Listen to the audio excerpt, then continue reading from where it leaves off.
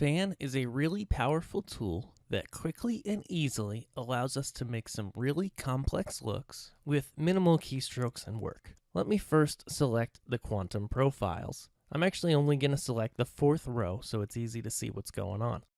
We're then going to bring them up at full. We can see our 6 lights here in Show Designer. Perfect. Now I'm going to click over here to Pan Tilt, and I want to click Tilt because tilt is the first parameter I'm going to work with while fanning. Go over to fanning. Now it says first fanning on tilt.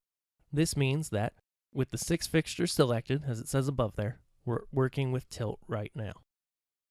Down here, we can see we've got our fan controls on the encoder wheels or belts, depending on what console you have. Of course, on the PC, they're right here, and you can click and drag or use your scroll wheel to control it from down here.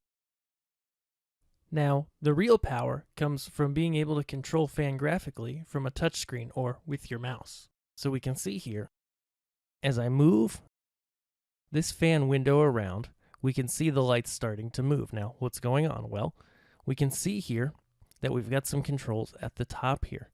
Mirror, 2-point, curve, and clear. Let me press clear to start over.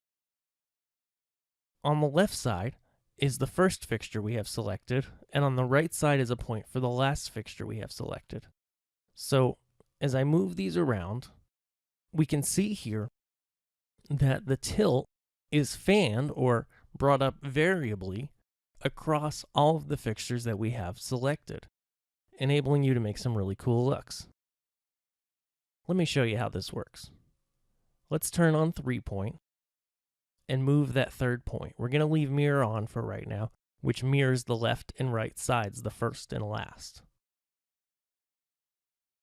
Now we can see the real power in this on a symmetrical stage like this. Simply leaving mirror on and clicking and dragging this dot around or using the encoder wheels to design, I'm able to quickly and easily make a symmetrical look with tilt. I can switch here on curve to linear, which changes the way that the fixtures are distributed between the different points.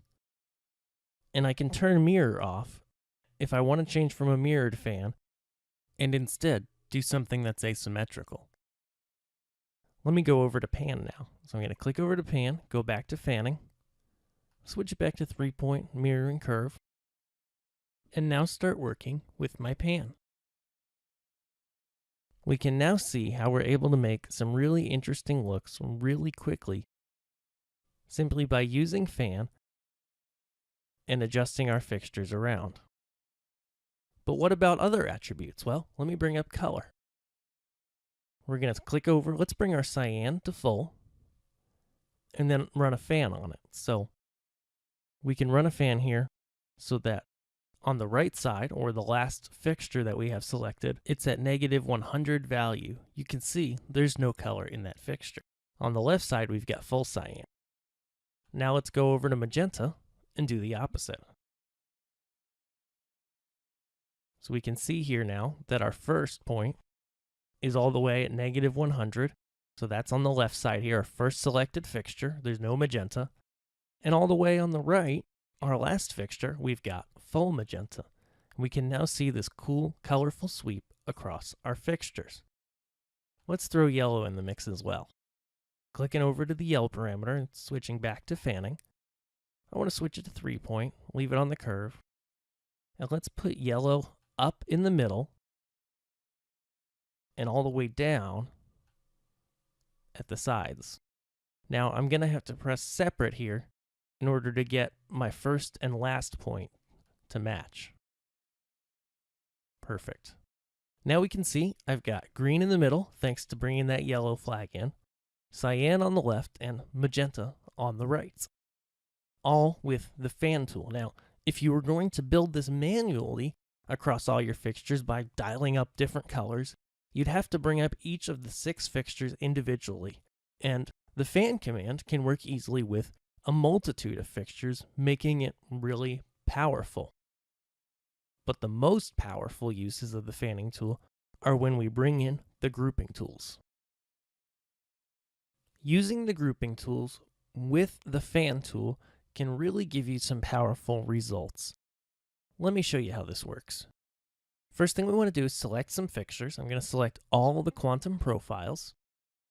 And then we can either go access the grouping tools with the regular grouping tools box here at the top of the groups window, or via the grouping window on our encoder wheels.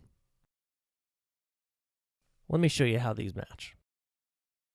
The first thing we can do is use the regular grouping tools such as mirror per X, which defaults to 2, but for this example, I'm going to dial that up to 8. And then we can go ahead and assign parameters, like we can assign blue here. We can then press fan, and that's going to fan yellow because we had yellow selected last across these fixtures. You can see how they black out because they're already in blue and we're adding the yellow flag on a subtractive mixing fixture, which turns them to black. What's really cool is if we clear everybody out, open up our quantum profiles, and in the grouping tool, turn on that fan and effects control. The easier way to do this when you're fanning is to go over to grouping, and then here in the group masks, you see 7 through 11 include the fan applied to each of the different masks. Let's go to fan mirror per X. We're going to dial that mirror per 8 in again so we get just the outside fixtures. And now let me show you how the fan tool works. Go back over here. We're fanning on yellow because yellow is the color we had selected previously. And you can watch here as if we fan all the first fixtures at full, we now see in Martin Show Designer that those first fixtures have yellow at full. The middle fixtures, let me pull over the programmer, are at 0 because that's where it sits on the fanning tool. And the last fixtures are at -100, which means we're subtracting from the base point, which in this case is 0, so we're not going to see any effect. Let's switch it to 3 points, and I can drag this curve up a little. We're also going to turn off mirror. Now I can bring that middle point to about the center, bring that bottom point to 0, and we can see here in Martin Show Designer that the outside fixtures have the yellow at full, the fixtures in the center of each side are at about 50%, and the middle fixtures have it at 0. Let's switch over to magenta. Go back to fanning, and we're able to do the same thing. I'm going to click it into 3 point and turn off mirror again. Now I'm going to take my first point, drag it all the way up. Now we've got a nice red on those outside fixtures. Grab my last point, let's drag that all the way up and leave the center where it was. Now we quickly and easily just made, mirrored across our whole rig, a red, yellow, magenta look, with the yellow kind of being a mixed CTO. Let me show you another example. If I grab all my quantum profiles, go to our programmer, let's go to tilt,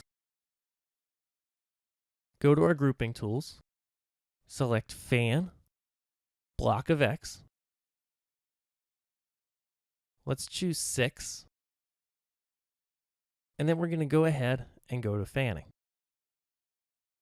We can now see as we fan this up by 6, our fixtures are now acting together in groups of 6 because we've got our quantum profiles laid out. Let me show you in the 2D view. We've got these quantum profiles laid out in rows of 6, with 1 being at the very back through 6, then it starts on the next row, 7 through 12, 13 through 18, and 19 through 24. And so therefore, when we set our grouping to fan block of 6, we're now adjusting our fixtures fan in big blocks of 6 fixtures each, or in this case, that arranges nicely into the rows that we have. And so you can see how working with the fanning controls and being able to use the grouping tools in addition to it allows you to really quickly and easily create a number of complex effects. And just like using the grouping tools, I suggest to become really familiar with fanning, play around with it a lot. Download the Martin Show Designer demo, like I've got here, and use the training show file to work with the fixtures that are inside it and really begin to manipulate and play around with the grouping tools and how they work with the fanning tool.